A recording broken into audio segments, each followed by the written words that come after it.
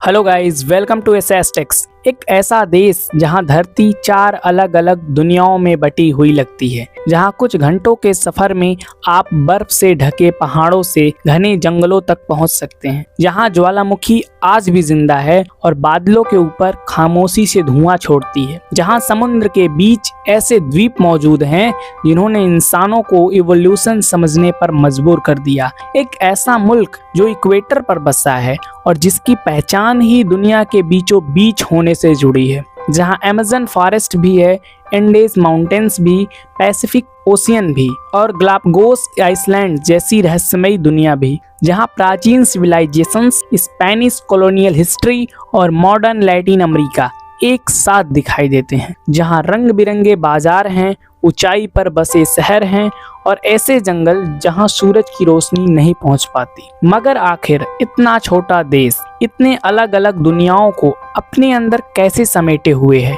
ये है Ecuador. Ecuador south America के पश्चिमी हिस्से में मौजूद है, एक छोटा मगर बेहद विविध देश जिसके पश्चिम में पैसिफिक ओशियन जबकि पड़ोस में कोलंबिया और पेरू है। इस देश का नाम ही इक्वेटर से आया है, यानी इक्वाडोर लिटरल सेंस में दुनिया के बीचों बीच बसा है। इसकी राजधानी क्वेटो दुनिया की सबसे ऊंची कैपिटल्स में गिनी जाती है, जो एंडेस माउंटेन्स के बीच बसी है। मगर इक्वाडोर सिर्फ पहाड़ नहीं, यहाँ बीचेस भी है, रेन फॉरेस्ट भी है और वोल्केनिक वैलीज भी है। इसकी जड़ें हजारों साल पहले, जब यूरोप को अमेरिका के बारे में पता भी नहीं था, तब इक्वाडोर कई इंडिजिनियस सिविलाइजेशंस का घर था। कनारी, क्विटू और दूसरे नेटिव कम्युनिटीज इन पहाड़ों और जंगलों में रहते थे।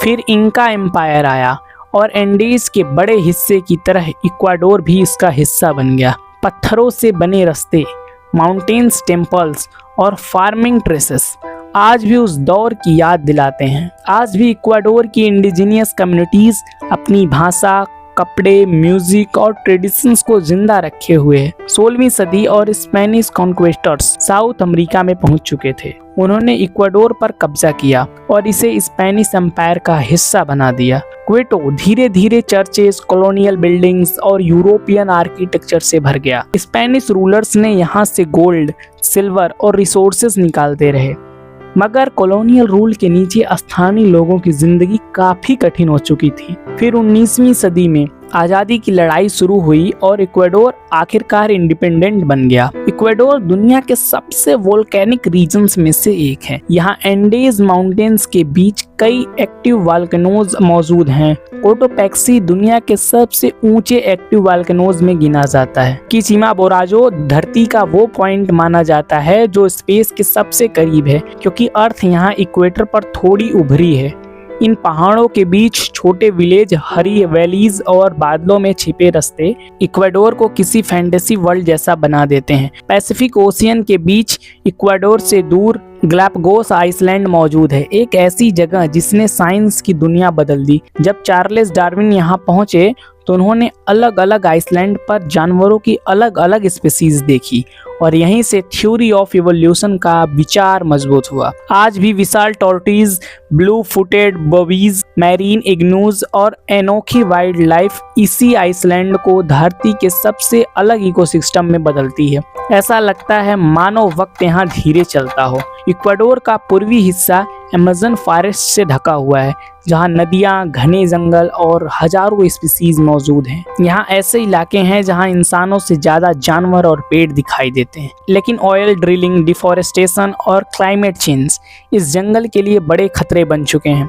फिर भी अमेज़न कम्युनिटीज आज भी प्रकृति के साथ पुराने तरीके से जीने की कोशिश कर रही है। क्वेटो ऊंचाई पर बसा एक खूबसूरत और ऐतिहासिक शहर है, जहां कॉलोनियल चर्चेस, नैरो स्ट्रीट्स और माउंटेन व्यू एक साथ दिखाई देते हैं। यह शहर यूनेस्को वर्ल्ड हेरिटेज में भी शामिल है। इसकी गलियों में स्पेनिश हिस्ट्री और लैटिन कल्चर दोनों महसूस होते हैं। मगर मॉडर्न इक्वाडोर सिर्फ इतिहास नहीं, यहाँ busy markets, traffic, street food और तेजी से बढ़ती सिटीज भी हैं। इक्वाडोर की कल्चर इंडिजीनियस, स्पेनिश और अफ्रो लैटिन इन्फ्लुएंस का ब्लेंड है। यहाँ म्यूजिक, डांस और फेस्टिवल जिंदगी का एक अहम हिस्सा है। ट्रेडिशनल मार्केट्स में रंग बिरंगे टेक्सटाइल्स, हैंडमेड क्राफ्ट और फ्रेश फ्रूट दिखाई देते हैं। यहाँ कॉफी, ककाओ और बनानास दुनिया भर में एक्सपोर्ट किए जाते हैं। और एंडेज विलेज में लोग आज भी पुराने ट्रेडिशंस के साथ जिंदगी जीते आए हैं। आज इक्वाडोर की इकोनॉमी